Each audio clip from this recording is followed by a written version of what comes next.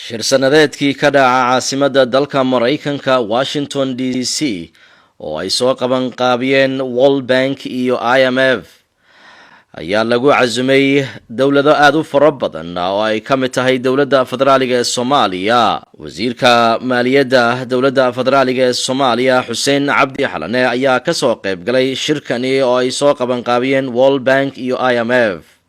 shirkani oo looga hadlayay arrimo aad u fara badan iyadoo ay tahay markii ugu horeysay ee Soomaaliya ay ku soo biirto World Bank Africa. shirkani waxaa kaloo looga hadlayay xawaaladaha inkastoo ay jaaliyadda Soomaalida ee dibadda ay dhibaatooyin fara badan ay ka haysato. dhanka kale waa markii ugu horeysay rugta ganacsatada Soomaaliyeed oo iyaguna lagu casumay.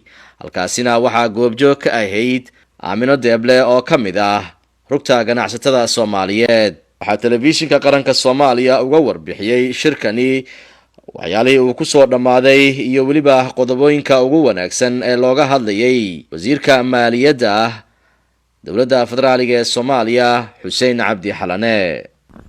aad baad u mahadsantahay. aadna waan ugu faraxsanahay inuu telefishinka qaranka Soomaaliyeed uu Washington DC nala joogo waraysigan iga qabanayo. marka shirka waxaa ka soo qayb galay wafdiyan anigu hor socdo oo ka mid yahay gudoomiyaha bangiga dhexe Soomaaliya Bashiir Ciise iyo saddex qof oo ah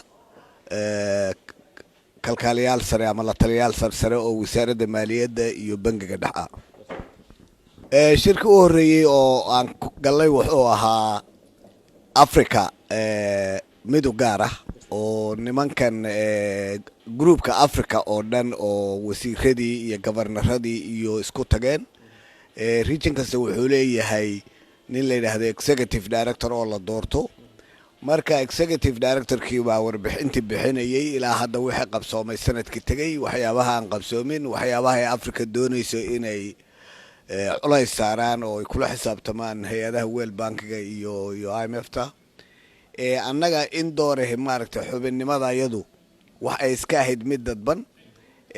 saakay baa maaragtay shalay baa waxaa si rasmi ah loogu dhawaaqay xubinnimada buuxda ee Soomaaliya inay ka mid noqotay Africa groupka World Bank-ga. runtii aad baa maaragtay loo soo dhaweeyay si xiisad badan. sidoo kale IMF-ta nimanka madaxda oo aan ka wada hadalnay sidii Soomaaliya ay ugu soo noqon lahayd maaragtay kaalinta ay ku lahayd adduunka, xubinnimadana u soo ceshan lahayd, systemyada jiraan uga mid noqon lahayd.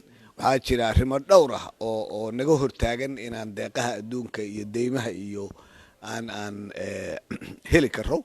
marka arrimahaas aan uga gudbi lahayn baan ka soo wada hadalnay. dhanka kale wasiirka maaliyadda Xuseen Cabdi Xalane ayaa ka qayb galay shir looga hadlayay xawaaladaha.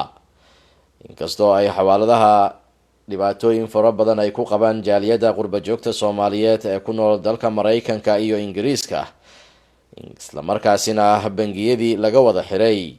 wasiirka oo ka warbixinayna waxa uu yiri shirkii ugu muhiimsanaa maanta laba shir oo aad muhiim ah galay. shir waxaan la galay dawladda Mareykanka hay-adan treasury-ga maaragtay qaabilsan maaliyadda iyo arrimaha dibadda. wasiir ku-xigeen uu jeergareynayo team aad u ballaaran ka soo qayb galeen. arrintaas xooga waxaan saaray xawaaladaha oo Soomaaliya muhiim ah. Mareykanka iyo Ingiriiska actually Ingiriiskuna way imaadeen. marka waxaan ka wada hadalay in xawaaladaha Soomaalidu ay yihiin maaragtay wax lagama maarmaana, wax badiil ah loo haynin. Soomaaliya kaliya wadamo badan oo regionka sida South Sudan, Soomaaliya ayba tahayba maaragtay bankanka qoro dadka wax wada gaarsiin kara. marka intii xisaabaha laga xidhay lahaa in bangiyadii lala hadlo oo aan wada shaqeyno wixii la rabo in la hagaajiyo oo maaragtay shaqo qabaana aan ka wada shaqeyno. dawladuhuna ay nagala shaqeeyaan in loo ogolaado xawaaladuhu inay shaqeeyaan si sharci doonayaan inay u shaqeeyaan, ma doonayaan inay wax istawa marmariyaan. aad baan isku waafaqnay arrintaas.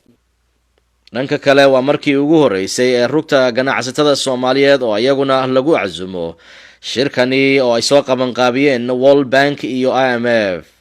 isla markaasina halkaasi waxaa goobjoog ka ahayd Aamino Deeble oo ka mid ah gudoomiye ku-xigeenka rugta ganacsatada Soomaaliyeed maraan wax ka weydiiyeyna waxa ay tiri runtii liibaano waad fadhida qayb baad ka ahayd waad arkaysa sida Soomaaliya loogu faraxsanaa naloo soo dhaweeyay aad baa naloo soo dhaweeyay waana farax gelisay runtii dadka waxaan u sheegi lahaa qalbigooda inay wax wanaagsan u sheegaan ummadda Soomaaliyeed waxaa ragaad celiyay oo maaragtay waqti badan ka dhumiyay wax wanaagsan ma sheegno inaan wax wanaagsan aan sheegno wadankanaga wax weeyaan maanta maalin uu ka fiican yahay malahaas marka waxaan rabaa dadka Soomaaliyeed inay fahmaan in shalay meeshaynu joogeynay maanta aynu joogin ganacsatada Soomaaliyeed oo adduunyada meel kasta naga daawanaysana waxaan leeyahay liibaano Soomaaliya maanta waa maalinteedii wax walba maalin bay leeyihiin maanta waxaan qiyaasiyaa inay maalin wanaagsan u tahay ummadda Soomaaliyeed Liibaan Xuseen telefishinka qaranka Soomaaliya Washington